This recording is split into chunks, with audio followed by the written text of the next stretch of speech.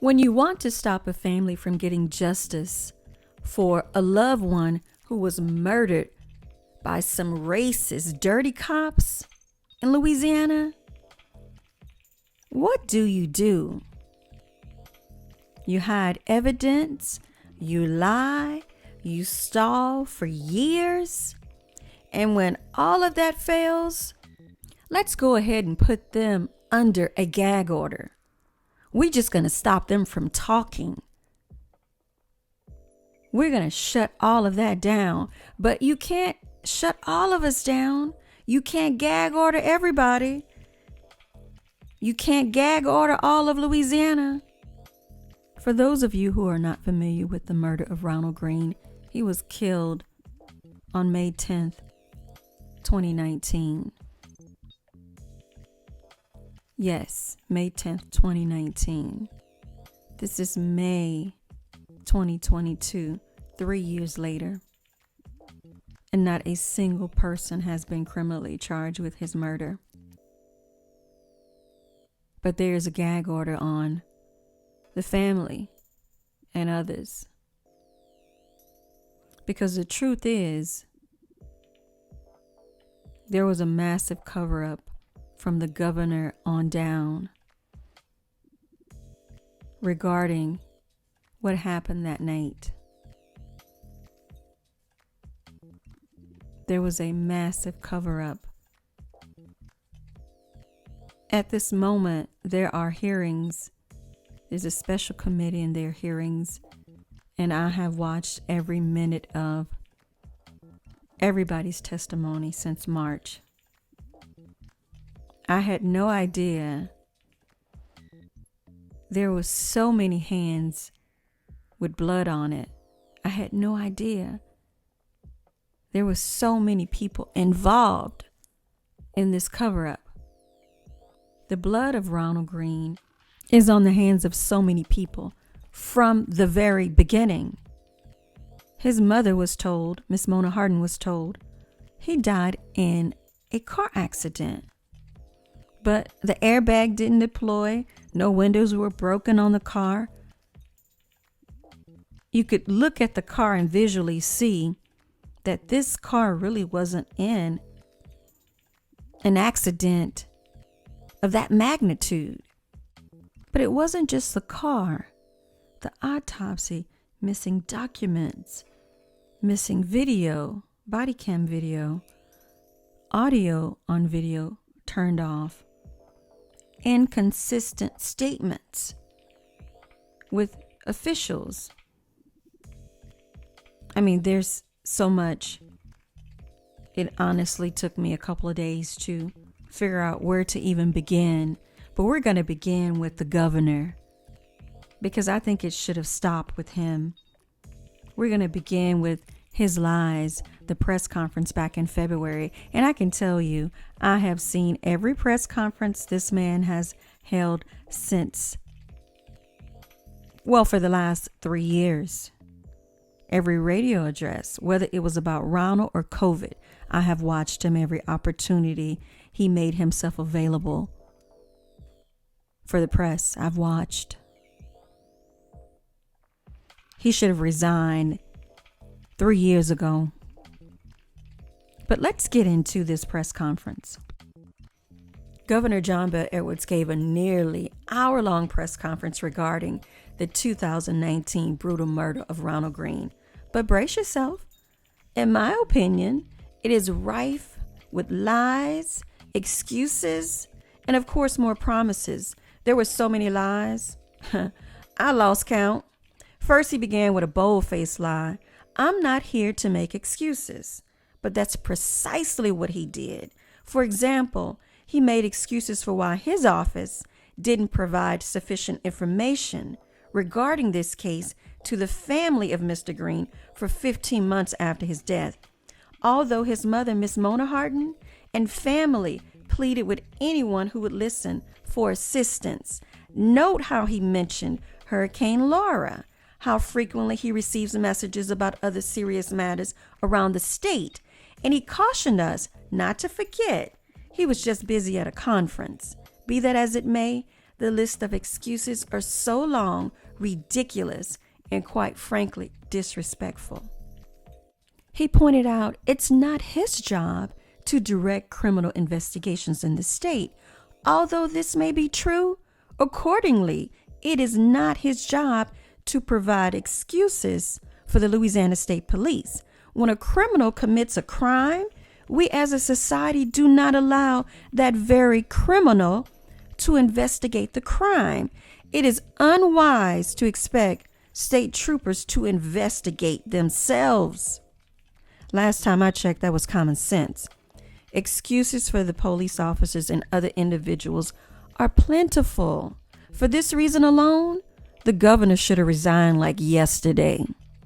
He proceeded to explain all the ways in which he was not involved. I didn't see the video until 15 months later. I did not have communications or correspondence with anyone regarding this matter. No, this murder. He provided a lengthy list of the I don't knows.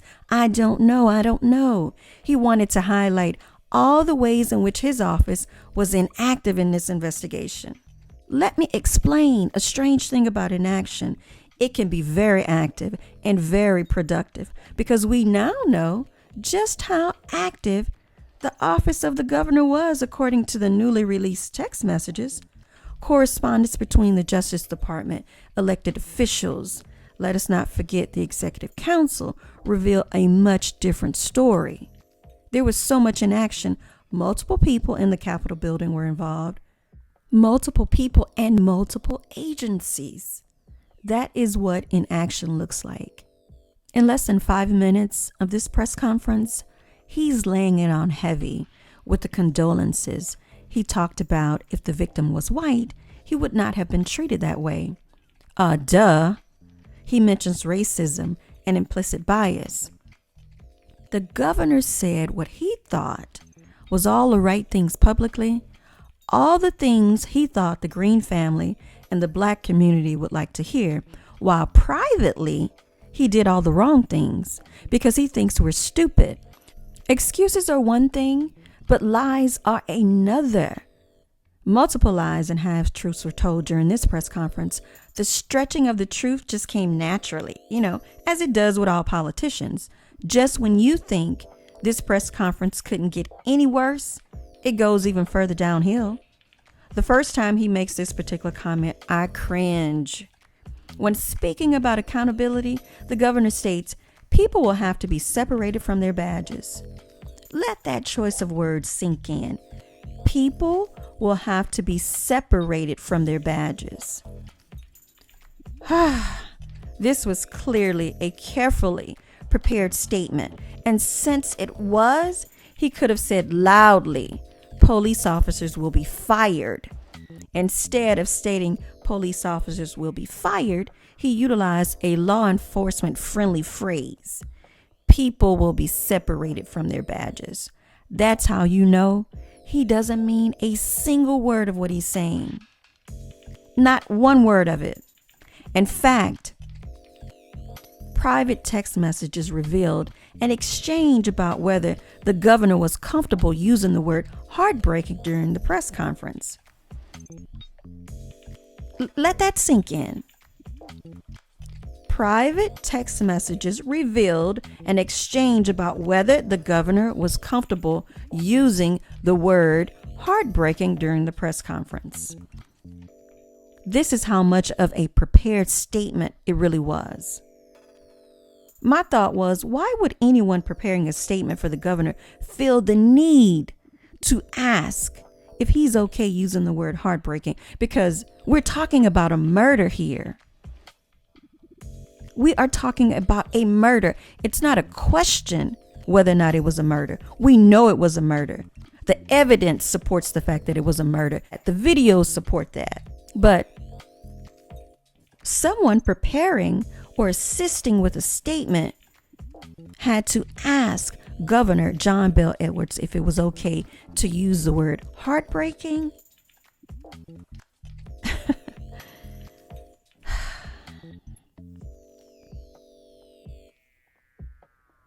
At this point in the investigation, who has been separated from their badge? Who? I can think of a single public servant. And let us not forget, police officers are supposed to be public servants. That's their job, to serve the public. The only one who stood up and told the truth, Mr. Carl Cavalier, he's the only one who has been separated from his badge. Maybe the governor's definition of separation from a badge means when an accused officer is allowed to retire or resign to avoid prosecution for a crime he or she may have committed. Maybe that's what separation from a badge means, according to Governor John Bel Edwards. Because who specifically has been separated from their badge as a result of the Ronald Greene murder besides Mr. Carl Cavalier? Can anybody answer that question? I, like many of the citizens of the state of Louisiana, do not believe the governor when he stated a number of days after Hurricane Laura is when he learned of the severity of the Ronald Greene, what he called incident. But I'll correct that. Let me fix that. It wasn't an incident. The Ronald Greene murder. The Ronald Greene murder. He calls it an incident. Only when he learned of the civil litigation involved did he understand the details of the murder. This is called playing crazy. Let me tell you why I'm not buying that. Do you honestly think this West Point trained man, an attorney since the late 90s, and now a 2-term governor, is that uninformed? Do you think he's that uninformed? Think George Floyd, Philando Castile, Breonna Taylor, and right in his own backyard, the death of Alton Sterling. But the governor stood at that podium with a straight face in front of the press and pretended to be surprised to learn there was body cam footage. Now, this man, comes from a law enforcement family, but he was, all surprised that there was body cam footage. So this man, as I stated, comes from a family of police officers. So we are to believe he was just blown away by that there was actually footage of it, like he had never heard of body cam footage. The governor's security detail are staffed with Louisiana State police officers. And every move of his is coordinated and guarded by them. It's difficult for me or anyone to believe that he does not see the camera that is worn on his own security detail chest when they are protecting him every day. The Louisiana State police officers that are protecting the governor, they're not wearing body cam. Whew. I have personally never encountered a Louisiana State police officer who didn't have body cam on his or her person. But again, the governor does not want us to focus on the obvious. He suggests we concentrate on his perceived progress as a result of the murder of Ronald Greene. We don't want to talk about this brutal murder. Let's talk about the progress we've made since then. That is his word, not mine. Progress. What an odd choice of words to call the following list of changes progress. Number 1. If an officer does not have their body cam recording interactions with the public, he or she could be terminated. Keep in mind the language. Language is everything, because the language reveals the true intention behind what you are saying. But again, the governor does not want us to focus on the obvious. He suggests we concentrate on his perceived progress as a result of the murder of Ronald Greene. What an odd choice of words to call the following list of changes progress. Don't worry about that brutal murder. Let's just focus on this progress that we've made since that date. Number 1, if an officer does not have body cam recording interactions with the public, he or she could be terminated. Could be terminated. Keep in mind, language is everything. Language reveals true intentions. It could be cause for termination. Could means maybe. It means not necessarily. An officer may or may not be fired. That's why could was added in there. Could be cause of termination. But probably not, because we are at the 3-year mark and there have been no arrest. But after listening to the testimony before the special committee that began in March of this year, after listening to every word of it over and over and over and over again, I understand why there were no arrests, because it was quite an elaborate cover-up. But let's get to, that was number 1.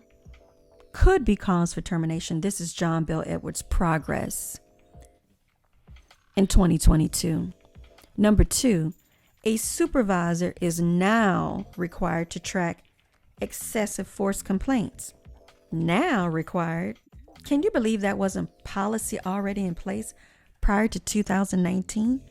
What were the supervisors doing with the excessive force complaints before? What were they doing? Just ignoring them? And he loves to stand before the press and pretend as though he doesn't know what's going on. Well, I received a simple text message from Colonel Reeves. He loves to pretend as though he doesn't understand what all of this is about. Like he's just dumbfounded sometimes. I mean, look at his facial expressions. Just look at the way he, and this is just one press conference. And forgive me for taking 20 minutes to get to the press conference. We're getting there. We're getting there. But he loves to pretend as though he doesn't know what the hell is going on. What is all this about? I'm confused. Somebody help me. Explain. He does this all the time. It's a strategy. It's a tactic. But it's not working. Because the message was simplistic in nature, he didn't have any information to form any type of opinion. This is what he wants us to believe, right? The governor went on to say that this text message was released from his office, from his phone over a month ago. We're talking about 3 years later. And he's acting like he did something because he released it. Why didn't you release it 3 years ago? He didn't voluntarily release the text message. Judging from the manner in which he stated this, you'd think he was forthcoming with information, right? The way he says that during the press conference. But you would be wrong. He referenced that text message that he received in 2019. We're in 2022. He turned over all information he had a month and a half before his reelection, a month and a half, to the Trump DOJ. He said that if he had a choice in the matter, and this was so disingenuous, he said he's not the type of man who would do anything to further his political career. This is what a politician said. He's not the type of man that would do anything to further his political career. Ladies and gentlemen, yes, that came straight from the lips of a politician. I wanted to start these series of episodes out with the governor. It was important to lay a foundation so you can understand how a lot of this occurred, because it started with the governor.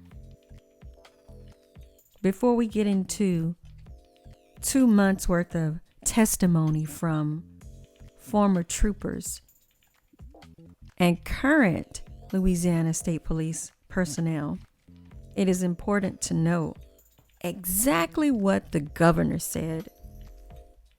This was about the election, and it was also about a practice in the state of Louisiana of brutalizing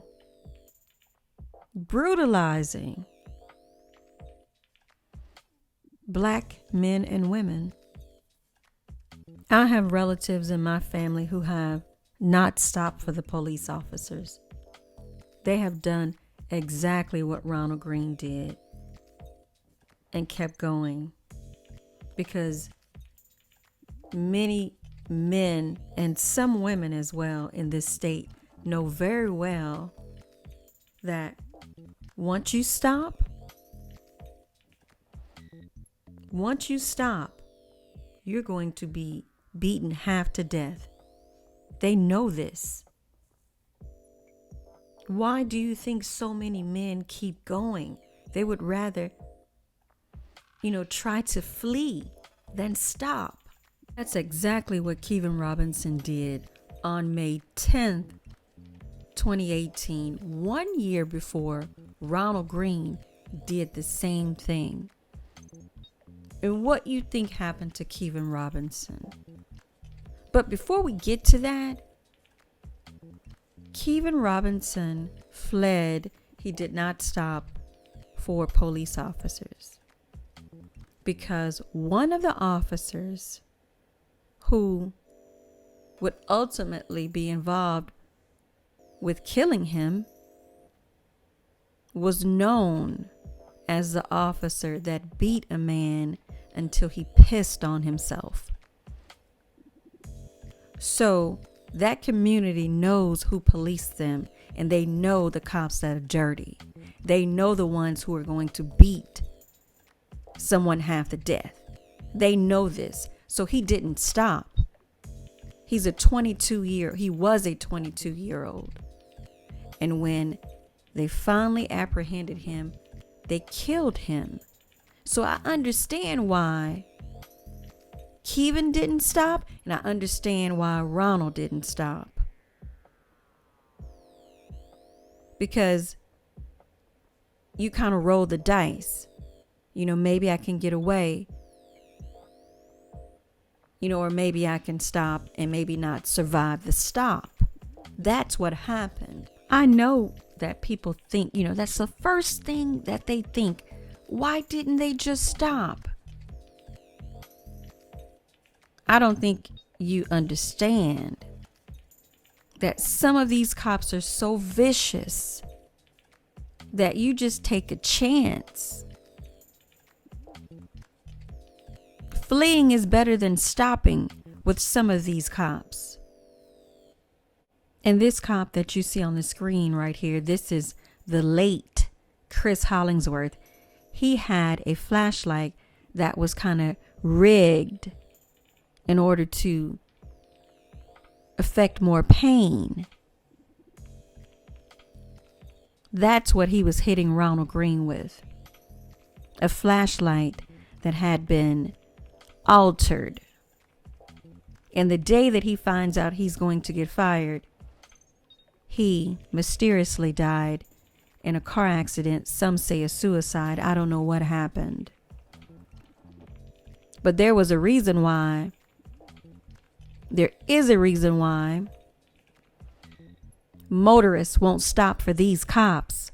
They know who they are dealing with. I know in my neighborhood, we know which cop drives what car. So I get it. And I'm a woman, but when I get stopped, I immediately put someone on FaceTime, and I have cameras all over the car, but I put somebody on FaceTime. And if I'm near home, I call and say, hey, I've been stopped. I'm on this street. Get over here. Because you don't know what's going to happen. But it was convenient that everything was blamed on a dead man. Everything was blamed on Chris Hollingsworth. His words are still here from the grave. He bragged about how he beat Ronald Greene to death. And the narrative was, the man is dead. He's responsible. It's over now. Get over it. But it ain't over yet. It's not over yet. It's not over until every person who was responsible on that night and every person who participated in the cover-up is criminally charged. It's not over until that happens. Because it was simple. The troopers killed him and had the powers that be charge them that night. This would have been over. Charge them, prosecute them, imprison them. But no, oh no. It's not over until everybody, every single person who participated in a cover-up is charged. I think that's when it's over. It's not over until then. Because so many people participated. And what's just unnerving for me, I can understand why some people participated, but what I cannot understand is how other black state troopers covered these white boys' ass. Although they know they killed a black unarmed motorist and lied about it. I expect John Bel Edwards to do exactly what he did. I expected a lot of them to do exactly what they did. I did not expect the black state troopers to participate in it. I didn't expect that.